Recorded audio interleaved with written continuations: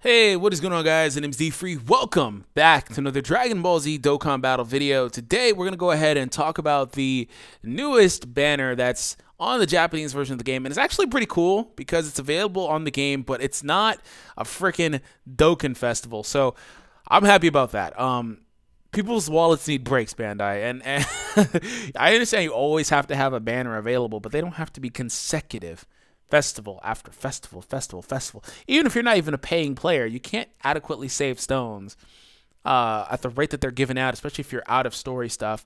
But it is cool that this does come in conjunction with the Bio Broly story event. So the third Broly movie is finally adapted, and we were able to kind of get some Dokkan Awakens from this event. And there's also new Trunks, 18, and Goten. So in this video, I'm going to break down the new units that are available in the banner. I'm not going to really talk about the Awakenings. I've already talked about them. You can go ahead and check out my channel. Go straight to my channel page. It's one of the videos I uploaded directly like before. It's like 2 days ago. So wouldn't be very hard to find, where I break down the AGL and physical Trunks Awakenings. And I haven't done a showcase for them yet because I haven't been playing a whole lot, but I'll see what I can do for you guys here today. So hope you guys enjoyed today's video. If you are new, please consider subscribing to the channel because we do this all the time. This is a new series called Summon or Nah. This is a 10% rate banner, but for this, I'm going to go ahead and I know a lot of people are going to just flat out skip this banner because obviously you're waiting for the next big banner, which will probably be either a hero villain variant like Rose and Vegito Blue, or it'll be the Extreme Tech Lead or something like that. I don't know. But I'm going to put a poll in the top right if I recall doing so. But either way, hashtag summon or hashtag nah. Or actually, hashtag summon or hashtag skip in the comments down below, depending on what you're going to personally do. So let's take a look at, for one, before we get into the actual units, we're going to go ahead and take a look at the story event, right? Because I actually did a breakdown on Broly and Krillin. That's coming out tomorrow. I actually recorded it directly before this, so there's a little awkward moment in that video where I'm like, well, I'm actually going to record this one. It's going to be backwards, and yeah. So the Android 18 on the banner does rebirth from this event, which is great for her. The Goten and Trunks on the banner actually do not rebirth. So they have these Goten and Trunks is rebirthing in their place on this event as well. Look at that art jump. Like, it just goes from okay, to damn. Looks really good. And that's the story event. They're very short. That's what they've been doing to kind of mitigate what they're doing as far as putting out content. So let's go ahead and take a look at 18 first. So Skillful Tactics, Android 18. This is her awakened form. STR and physical types get 3 key and 30% all stats. So that's good. She's a hybrid leader. I remember a while ago when those were like something we would do. I would do team videos on, like, because I was one of the first people, if not the first person, to do hybrids. And I was like, yeah, I wonder if they'll ever do that. And it's pretty cool to see that they've been doing it for the last like couple months or so, especially with like the rebirth, awakens for the tournament units. That's when they kind of started doing it with that first batch of those guys that were awakened into rebirths from the tournament rewards. Supreme damage to enemies, raises attack for 6 rounds, for 6 turns. So that's generally a 50% thing on units that say something like that. And it's a 6-turn stack, so she's very good offensively. Attack and defense plus 50% at the start of the turn. Unconditional, no restriction, just flat out 50%.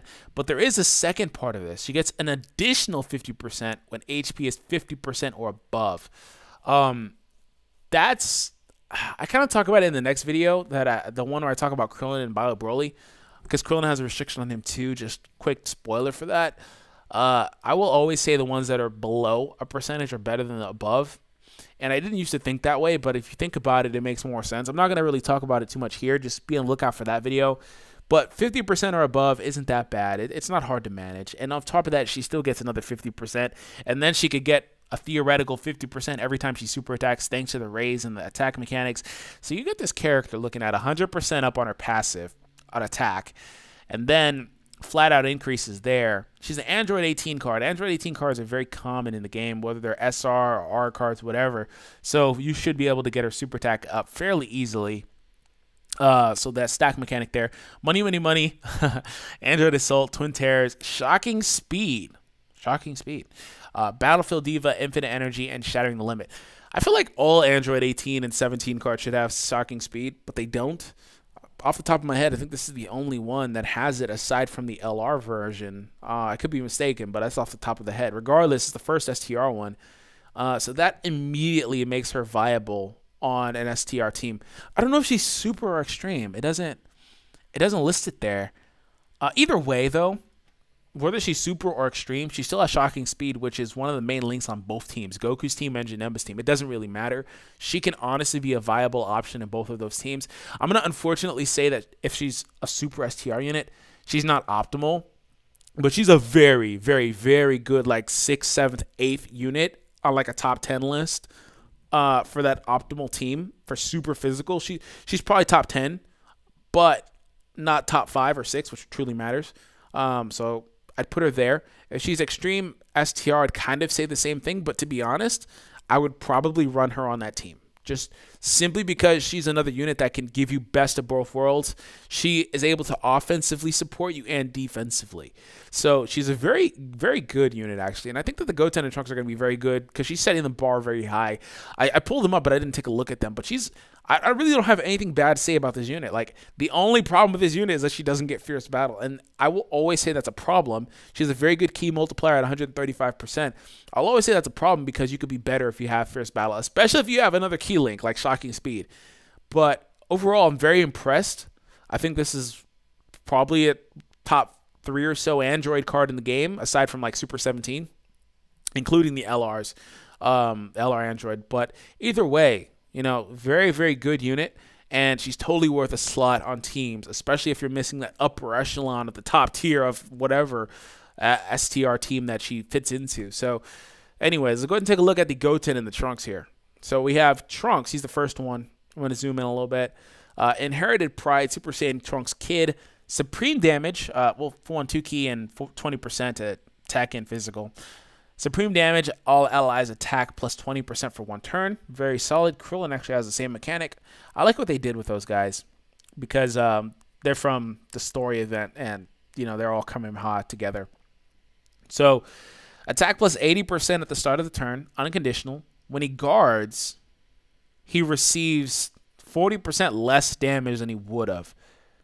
Okay, so he gets an unconditional attack increase, which is great for him. But he's able to tank super well, but only if it's against an AGL unit, because that's the only time he'd guard. Guard is only triggered when you have type advantage. Okay, so why didn't they just say when facing an AGL unit, I guess? Maybe there's something I'm missing. But either way, regardless, it's not an unconditional damage mitigation, which kind of sucks. Or it could have at least been on like a super attack or something. But either way, I like what they're doing. I do like what they're doing with these units. They're adding different gimmicks to them and giving them multiple passives and stuff. And I really do like that. You know, a while ago, Dino and I, Rhymestyle and I, did a video not too long ago, a couple weeks ago, talking about lack of originality. And I think that these are very original units. You know, the attack increase is always going to be the thing that's in the game simply because power creep. You can't avoid that. Every unit has to have that at this point to be viable in the meta from this point forward, basically, because it's all about damage. But little side things like adding damage mitigation and stuff, those are something that I really like to see. And of course, the ally attack increases. It's not very, it's very minimalistic, but it's still a thing that they're doing. So Trunks is very good, but he's more so situationally good than he is consistently good, at least defensively. So if you're looking for that tank on Super Tech, they still don't technically have one. You like what I did there? Bad pun, I know. But the strength of Super Tech is that they're able to push through events without needing it. And they also can stun a little bit, so that's a plus. Golden Warrior, Super Saiyan, Kamehameha, Budding Warrior, the Innocence, and Prepare for Battle. I think it's fair to say that him and Trunks, or Goten, excuse me, will have all the exact same links. So 8,000 HP, 8,200 attack, and 4,500 defense. Very solid unit. I really like him. I really do. I don't think any of these guys will be optimal simply because they lack Fierce Battle, but and a couple other things. But once again, options, man. It's all it's about. Options, options, options, options. If you don't have something, slide him in there. He's going to fit perfectly fine. He's going to run very well. You'll actually probably appreciate him and what he can do offensively and defensively a lot for your team. So I actually really like this Trunks. Very solid unit. Very, very solid unit. Can't wait for him to awaken. It's funny he just came out and I'm already hoping he awakens because he can get a lot better, right? That 80 could turn to 100. That 40 may stay the same, but they could probably remove the restriction on it. And then all of a sudden, he's a freaking crazy, incredible unit, regardless of whether he gets first battle or not. That makes him really good. So he's really good now, but he can make him a lot better. Let's look at Goten. So Goten is inherited courage, 2 key to intelligence and physical types, attack and defense plus 20%, HP as well. Supreme damage, all allies attack plus 20%, high chance of 80%. So he doesn't get it guaranteed. High chance is generally, I think, 50%. So he'll get it about half the time. But on the inverse, he mitigates damage unconditionally. No guard necessary, just flat out reduces incoming damage by 40%. And yeah, the same link set, except for Kamehameha and whatever that was, like Vegeta family probably.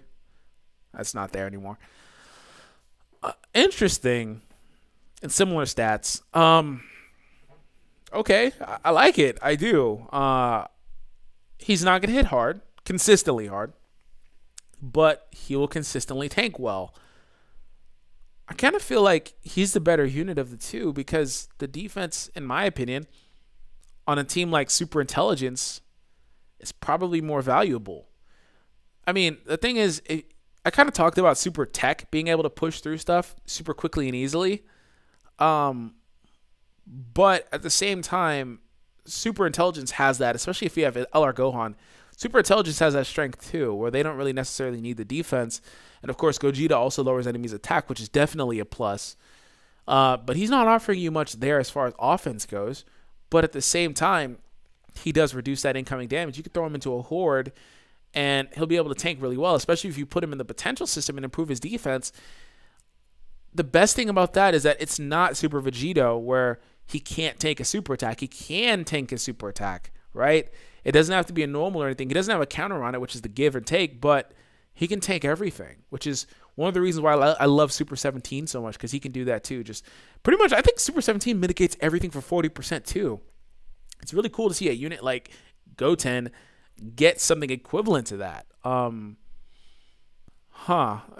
Okay, I like it. I like it. Attack plus 80%, 40, and then the 20% to the allies. Okay, I like it. The 20 and the 80 go to 100. I like it. I like it. It's really good. But actually, I don't think that he actually gets to use the 20%. I think that's the way that little mechanic works. It's weird. The super attack mechanic for all allies is weird. The way it works and actually is applied it's very weird. It's honestly not that great of a mechanic at all. It's highly overrated, but it still looks pretty. My final jurisdiction on this banner is these guys are really good, but the problem with them is that they're not exclusive. Meaning, yes, this is your probably your best chance to get them, and probably will be your best chance to get them for a while, because it is a 3-time 30 stone banner. It's not a guaranteed SSR. They've been doing this 3-time 30 stone thing, which is better than 50 stones. Don't get me wrong, but you can at least make it a guaranteed SSR for the third one, like Naruto Blazing has like the step ups. I don't know why Dokkan just doesn't care about doing guaranteed anything anymore, but probably just make too much money where they don't care anymore. But they're going to always be available. So unless you're lacking these units now, I'd wait, to be honest, because we don't know what's coming and when it's coming. So that's just my final thoughts on that. Is I'm going to skip this banner, personally. I like these units. I have nothing but good things to say about every single one of these units. But I'm going to skip it. I just don't feel like it's worth the stones. So, like I said, hashtag it in the comments whether you're going to summon or skip. And I hope you guys enjoyed today's video and this segment of Summon or Nah. And if you did, leave a like and consider subscribing if you're new. And I'll catch you guys in the next video.